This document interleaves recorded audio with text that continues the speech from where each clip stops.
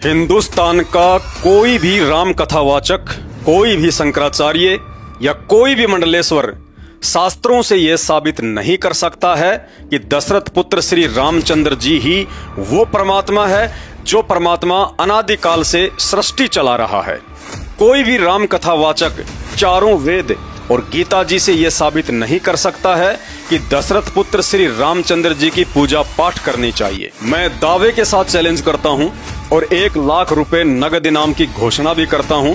यदि अपने आप को सनातनी संत महात्मा कहने वाला कोई भी व्यक्ति ये साबित कर दे कि चारों वेद और गीता जी में दशरथ पुत्र श्री रामचंद्र का नाम तक भी लिखा हुआ हो, या राम राम, जय श्री राम, जय सिया राम, सीताराम, दशरथ पुत्र श्री रामचंद्र जी के जपने का मंत्र हो। वीडियो को अंत तक देखने की प्रार्थना अवश्य करूंगा और यह भी कहूंगा कि यह वीडियो उतना लंबा नहीं है जितना लंबा दुख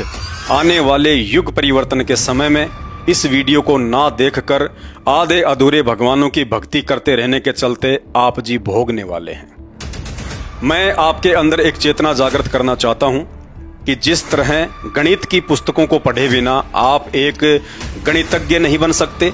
MBBS की पुस्तकें पढ़े बिना आप एक डॉक्टर नहीं बन सकते, और साइंस की पुस्तकें पढ़े बिना आप एक वैज्ञानिक नहीं बन सकते, ठीक इसी तरह चाहे आप हिंदू हैं या मुसलमान, अपने धर्म की पुस्तकों को पढ़े और समझे बिना ना ही तो आप भगवान की पहचान कर सकते हैं और ना ही एक सच्चे भगत बन सकते हैं। और 2028 तक युग परिवर्तन के समय आने वाले भयंकर विनाशकारी समय में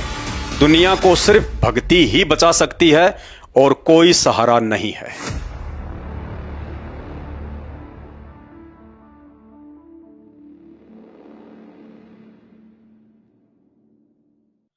जय जगत गुरु, जय भारत। सभी सनातनी धर्म गुरुओं को परम पूज्य जगत गुरु संत श्रोमणी सतगुरु रामपाल जी परमेश्वर जी के चरणों की धूल मुझ पवन दास की तरफ से सादर प्रणाम। अब समय आ गया है आप सभी सनातनी धर्म गुरुओं की परीक्षा का। अब आप प्रमाणित जवाब देने से बच नहीं सकते। अब देश की युवा पीढ़ी ना ही तो पूर्व काल की तरह अनपढ़ है और ना ही धर्मशास्त्रों में लिखी हुई सच्चाई से अनजान है। अब उन्हीं धर्मशास्त्रों से आप लोगों से सवाल पूछे जाएंगे जिन धर्मशास्त्रों को आप बचपन से ही पढ़ते और दुनिया को पढ़ाते आ रहे हैं, और जिन धर्मशास्त्रों की आड़ में सदियों से आपके परिवार का पालन पोषण होता आ रहा है। इसलिए यदि आज शिक्षित युवा पीढ़ी के मन में उन्हीं धर्मशास्त्रों में लिखी हुई बातों को लेकर शंका या संदेह उत्पन्न होता है या मन में कोई सवाल उठता है, तो उन्हीं धर्मशास्त्रों से सबूतों के साथ उनका समाधान करना भी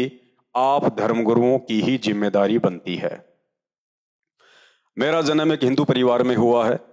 बचपन से ही रामायण और महाभारत सुनता आ रहा हूं,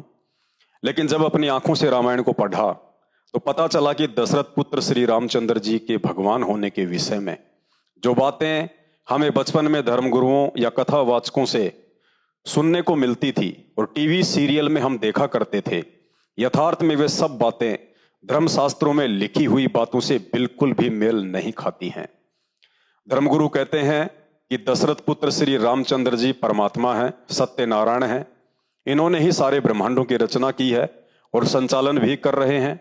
इनकी मर्जी के बिना ना ही तो दुनिया चलती है और ना ही पत्ता हिलता है। श्री रामचंद्र चाहे तो कोड़ी को काया, निर्धन को माया, बांझ को पुत्र और मृत्यु को जीवन में बदल सकते हैं। ये जब चाहें सृष्टि में प्रलय कर सकते हैं और चाहे तो पुनः उत्पत्ति भी कर सकते हैं। इनसे बढ़कर और कोई भी सर्वशक्तिमान परमात्मा सृष्टि में दूसरा नहीं है। मात्र अपने धार्मिक धंधे के लिए या फिर अपनी अज्ञानतावश हमारे धर्मगुरुओं द्वारा दशरथ पुत्र श्री रामचंद्र जी के लिए बढ़ा चढ़ाकर बोली गई इन तमाम जुबानी बातों में कितनी सच्चाई है, ये तो हमारे धर्म ग्रंथ ही बता सकते हैं। तो चलिए आज उन्हीं धर्म ग्रंथों में लिखी सच्चाई को आधार बनाकर मैं सभी सनातनी धर्म गुरुओं से सवाल करता हूं, यदि दशरथ पुत्र श्री रामचंद्र ही वास्तव में सृष्टि को रचने व चलाने वाले परमात्मा है और एकमात्र इन्हीं की भक्ति करनी चाहिए, तो आखिर इस विषय में हमारे धर्मशास्त्र क्या कहते हैं। भाई और बहनों, भक्ति का आधार होता है भगवान, अर्थात भक्ति तो उस समय शुरू की जाती है जब यह विश्वास हो जाए कि जिसकी मैं भक्ति शुरू करने जा रहा हूं वास्तव में वो भगवान है भी या नहीं, उस महापुरुष में भगवान वाला कोई लक्षण है भी या नहीं, वो महापुरुष मेरे जीवन में आने वाले संकटों का समाधान करने में सक्षम है भी या नहीं, वो महापुरुष मेरे मन की बात जानने वाला अर्थात अंतर्यामी भगवान है भी या नहीं। समय आने पर वो महापुरुष अपनी भक्ति की शक्ति को साबित करने में समर्थ है भी या नहीं, उसकी भक्ति में वो शक्ति है भी या नहीं जिससे मेरा मोक्ष संभव हो, उसका जीवन चरित्र मेरे से उत्तम है या नहीं जिस पर किसी को उंगली उठाने का मौका भी ना मिले। क्योंकि पवित्र गीता जी के अनुसार यह दुर्लभ मनुष्य योनि मात्र एक पूर्ण परमात्मा की पहचान करके केवल उसी की भक्ति करके मोक्ष प्राप्ति के लिए मिलती है। इसलिए दृढ़ होकर भक्ति पर लगने से पहले यह पहचान अति आवश्यक है कि मेरा इष्ट जिसकी भक्ति में शुरू करने जा रहा हूं क्या वास्तव में वो एक पूर्ण परमात्मा है जिससे ऊपर सृष्टि में अन्य कोई भी देव महादेव नहीं है, सब उसी के अधीन होकर उसके नौकर बनकर सेवा करते हैं, या कोई उससे ऊपर भी परमात्मा है। तो चलिए ये सब जानने के लिए सबसे पहले हमें भगवान की परिभाषा से परिचित होना पड़ेगा कि भगवान किसे कहते हैं, और साथ ही यदि दशरथ पुत्र श्री रामचंद्र जी ही भगवान हैं तो भगवान के लक्षण श्री रामचंद्र जी की जीवन लीला से मेल करके देखते हैं कि वे कहां तक के भगवान हैं। पॉइंट नंबर 1, शास्त्र प्रमाण देते हैं कि दशरथ पुत्र श्री रामचंद्र जी विष्णु जी के अवतार थे, जबकि श्री मददेवी भागवत पुराण गीता प्रेस गोरखपुर से प्रकाशित कोड नंबर 1133 पहला स्कंद पेज नंबर 27 में श्री विष्णु जी खुद स्वीकार करते हैं कि मैं विष्णु पूर्ण परमात्मा नहीं हूं, मेरा तो जन्म हुआ है और मैं मरता भी हूं, तथा मैं विष्णु दुर्गा देवी से ऊपर किसी को नहीं जानता, उसी की पूजा करता हूं और उसी के अधीन होकर सृष्टि का पालन पोषण करने की जिम्मेदारी से बंधा हुआ हूं। अर्थात शास्त्रों से प्रमाणित हुआ कि श्री विष्णु जी भी पूर्ण परमात्मा अर्थात सृष्टि रचने और चलाने वाले एकमात्र सर्वशक्तिमान राम नहीं हैं, क्योंकि राम किसी के अधीन होकर कार्य नहीं करता और ना ही राम कभी जन्म व मृत्यु से बंधा हुआ होता है, जबकि दशरथ पुत्र श्री रामचंद्र जी तो मात्र श्री विष्णु जी की कुछ अंश शक्ति लेकर त्रेता युग में राजा दशरथ की पत्नी कौशल्या के गर्भ से जन्मे थे। राम शब्द तो मात्र उनके शरीर का नाम था, अर्थात उनकी पहचान थी, जैसे आप और हमारे शरीर के नाम होते हैं। इससे यह साबित हो जाता है कि श्री रामचंद्र जी वह समर्थ भगवान या राम नहीं है जिस राम की शक्ति से अनादिकाल से यह सृष्टि चलायमान है, जो राम जन्म मरण के चक्कर से हमेशा मुक्त होता है, जिस राम को संसार की कोई भी माता अपने गर्भ में रखने में समर्थ नहीं है। अतः यह सिद्ध होता है कि दशरथ पुत्र श्री रामचंद्र जी एक राजा के पुत्र हो सकते हैं, एक महापुरुष हो सकते हैं, श्री विष्णु जी के अवतार हो सकते हैं, परंतु वो राम अर्थात समर्थ भगवान कदापि नहीं हो सकते जिस राम की शक्ति से ये पूरी सृष्टि अनादिकाल से चल रही है। पॉइंट नंबर 2,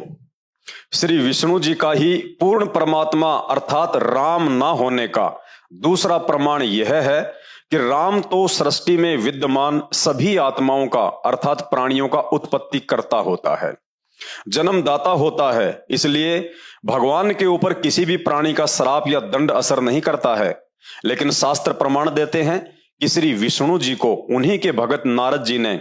उन्हें हरि के रूप की जगह बंदर का चेहरा लगा देने पर क्रोध में आकर श्राप देकर 11,000 वर्ष तक श्री रामचंद्र रूप में दुख भोगने के लिए विवश कर दिया। अर्थात अपने ही भगत का श्राप जिसे भोगना पड़ जाए वो किसी भी सूरत में राम अर्थात सर्वशक्तिमान परमात्मा नहीं हो सकता, क्योंकि हमारे चारों वेद उस पूर्ण परमात्मा अर्थात राम की महिमा से युक्त हैं, जिसमें यजुर्वेद अध्याय नंबर 1 का मंत्र नंबर 15 और अध्याय नंबर 5 का मंत्र नंबर 1 बार बार यह गवाही दे रहा है कि परमात्मा घोर से घोर पापों का नाश कर देता है, परमात्मा जीव को किसी भी बंधन या श्राप से मुक्त कर देता है। अब यदि आप धर्मगुरुओं के अनुसार दशरथ पुत्र श्री रामचंद्र जी ही वह परमात्मा है जिसकी महिमा वेदों में लिखी हुई है, जो इंसान को सभी पाप कर्मों के बंधनों से मुक्त कर देता है, तो दशरथ पुत्र श्री रामचंद्र जी स्वयं नारद जी के श्राप से अपने आप को मुक्त क्यों नहीं कर पाए। अतः यह सिद्ध होता है कि दशरथ पुत्र श्री रामचंद्र जी एक राजा के पुत्र हो सकते हैं, एक महापुरुष हो सकते हैं, श्री विष्णु जी के अवतार हो सकते हैं, परंतु परम पुरुष अर्थात पूर्ण ब्रह्म परमात्मा कदापि नहीं हो सकते, जिनके ऊपर किसी का भी श्राप या दंड काम नहीं करता है।